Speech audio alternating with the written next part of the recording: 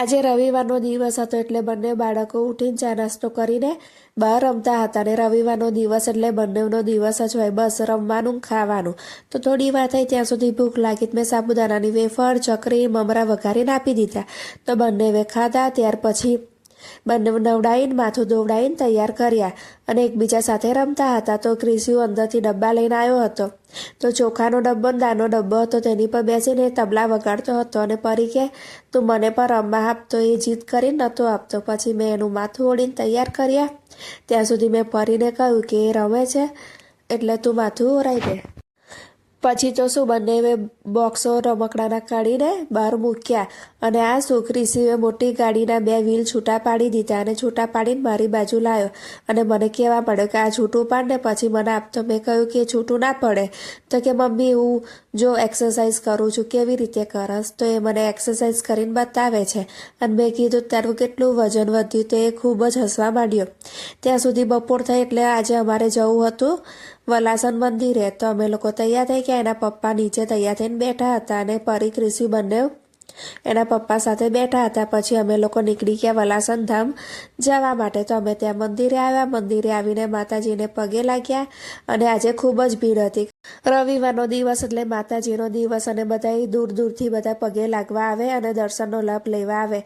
તો અમે ત્યાં જતાં 11:30 જેવો સમય થઈ ગયો હતો અને પાછળ જમવાનું પણ ચાલુ થઈ ગયું હતું. તો મારા હસબન્ડ ત્યાંથી કૂપન લઈ આવ્યા અને પછી એ જમવા ગયા અને મને કીધું તારે નથી જમવું? મેં ના પાડી, કારણ કે મેં હમણાં જ નાસ્તો કર્યો હતો અને મને ભૂખ નહોતી લાગી.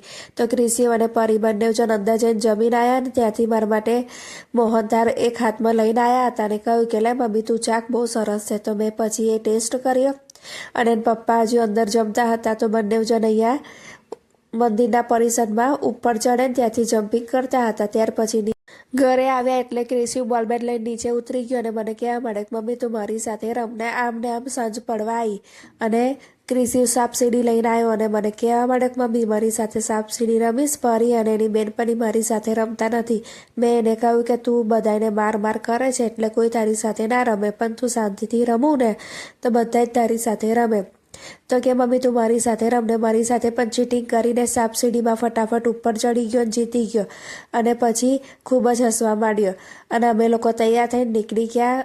લગ્નમાં જવાનું હતું એટલે અમે 3 જણ એક સાઈડમાં ઊભા રહ્યા. પછી એના પપ્પાએ બાઇકમાં પેટ્રોલ પુરાવ્યું. પેટ્રોલ પુરાવીને પછી હું મારા મમ્મીના ઘરે ગઈ. ત્યાં મારી બેન આવી હતી એટલે હું, મારી બેન, મારી ભાભી અમે લોકો બધા ગાડીમાં બેસીને જ્યાં જવાનું હતું ત્યાં પ્લોટે આવી ગયા. અને જુઓ મિત્રો, આ છે મારો ભાણિયો અને એક મોટો ભાણિયો છે આવ્યો નહોતો ને આ છે મારી ભત્રીજા અને ભત્રીજીઓ. એ બધાએ અમે લોકો સાથે એક ગાડીમાં અહીંયા પ્લોટમાં આવ્યા. તો પ્લોટનો નજારો જુઓ કેટલો સરસ છે અને એનું ડેકોરેશન પણ ખૂબ જ સરસ છે. અને અમે અંદર ગયા. અંદર તો એનાથી પણ સરસ ડેકોરેશન હતું. ત્યાં બધાએ ફોટા પડાયા, ખૂબ જ ધીંગા મસ્તી કરી અને ત્યાર પછી ત્યાં ડીજે આવ્યું હતું. તો ડીજે વાગતું હતું તો અમે લોકો એ તરફ ગયા અને ડીજે જોવા ગયા.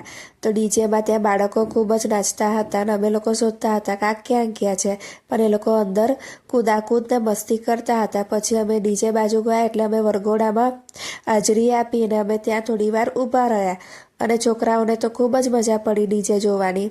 અને અમે આવી રીતે ઊભા રહ્યા. થોડોક ટાઈમ થયો અને જમવાનું સ્ટાર્ટ થયું એટલે સૌથી પહેલાં અમે સૂપ લીધા, સ્ટાર્ટર લીધા. એમાં અવનવી જાતનું અનેક જાતની વેરાયટીવાળું જમવાનું હતું. પછી અમે લોકોએ જમ્યા અને અમારો દિવસ આમ જ પૂરો થયો.